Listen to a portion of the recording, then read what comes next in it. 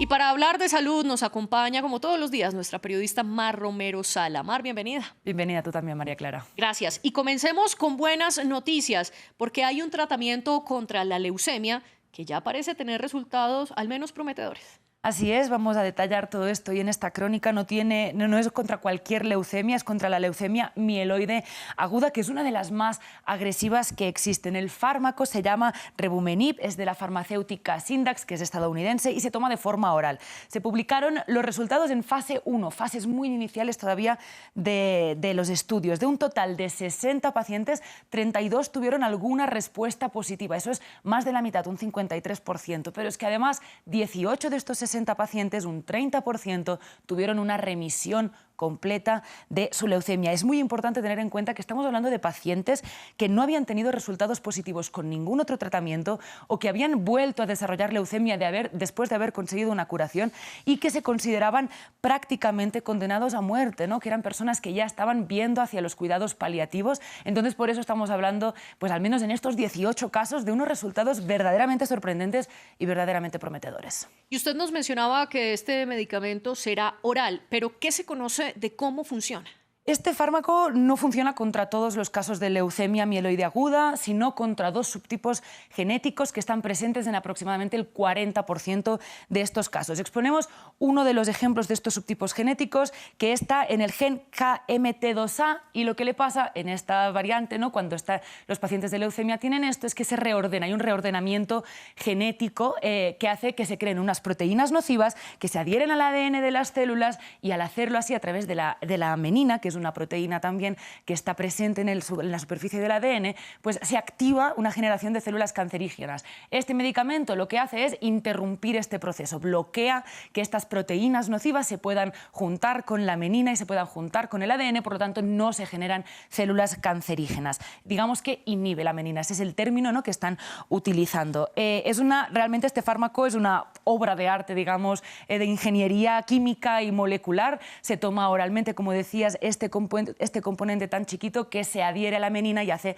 que no encajen, digamos, que no puedan encajar con estas proteínas nocivas. Increíble los avances de la ciencia. Mario, usted también nos mencionaba que este medicamento apenas está en la fase inicial de investigación. Si bien todavía es muy temprano, ¿cuáles son los efectos secundarios que se conocen?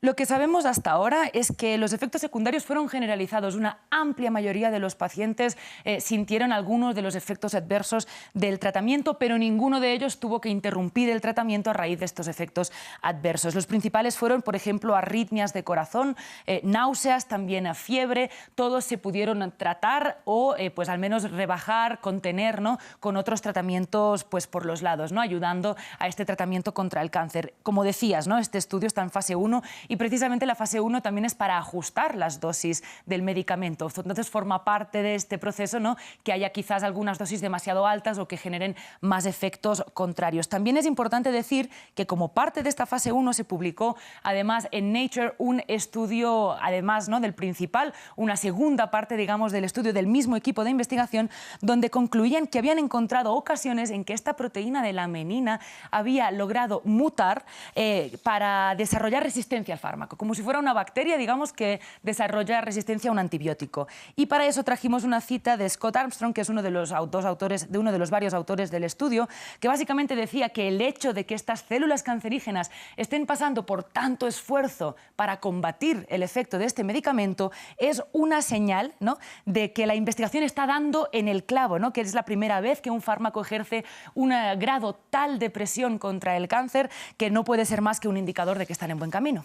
Bueno, y con este buen camino de este medicamento, Mar, ¿cuál podría ser el impacto en la lucha mundial contra la leucemia? Claro, tenemos que tener en cuenta, ¿no?, que esta leucemia mieloide aguda es el cáncer de sangre más frecuente en los adultos y que tiene unas cifras verdaderamente dolorosas. La media de supervivencia de este tipo de cáncer es de 8 meses y medio. La tasa de supervivencia a 2 años vista es del 32%, a 5 años vista es del 24%. Unas tasas de supervivencia muy bajas. Es un cáncer muy agresivo, doloroso para los pacientes, también para todo su entorno familiar y sus allegados. Y además muchos de ellos son mayores mayores de 65 años. Eso puede ser una de las cosas, uno de los motivos, ¿no? El envejecimiento de la población, de que además haya ido aumentando tanto en los últimos años. Desde 1990 se han duplicado prácticamente tanto los casos como las muertes anuales. Estamos ahora en 2017, cifras las más actuales que hemos encontrado, en 120.000 diagnósticos anuales, 100.000 muertes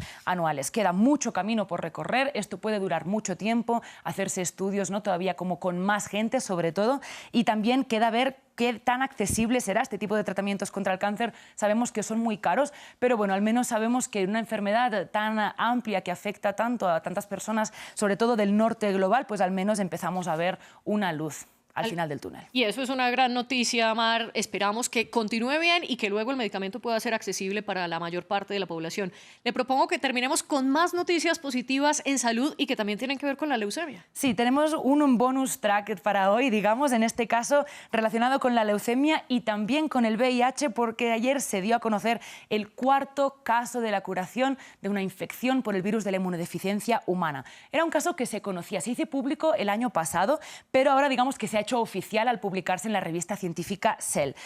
Se ha hecho de forma parecida a los 3 casos anteriores. Eran pacientes que tenían VIH y leucemia y que para curar o tratar la leucemia tuvieron un trasplante de células madre, ¿no? En este caso es un poco distinto porque las células madre venían de un trasplante de cordón umbilical y no de un donante adulto de trasplante de médula ósea. ¿Qué se hace? Que las células madre tienen una variación que está presente aproximadamente solo en el 1% de la población, que hace resistente al VIH a la persona que las tenga. Entonces, digamos que el sistema inmune de las personas al recibir el trasplante se reinicia esta vez con esta variante, con esta diferencia que los hace resistentes al VIH y logran, digamos, salir de la infección por este tipo de virus. También es importante recordar que hoy en día el VIH, digamos, no tiene cura, no es que esto sea un camino, digamos, hacia la cura del VIH, porque el trasplante de médula ósea es un procedimiento muy difícil, es doloroso y tiene también tasas de supervivencia bastante bajas. Entonces no se puede aplicar a gran escala, pero sí es cierto que da una cierta esperanza y que también puede dar pistas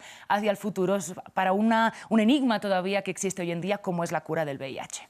Y así la ciencia siga avanzando para combatir las enfermedades. Mar, gracias por toda esta sección de salud. Gracias a ti, María Clara.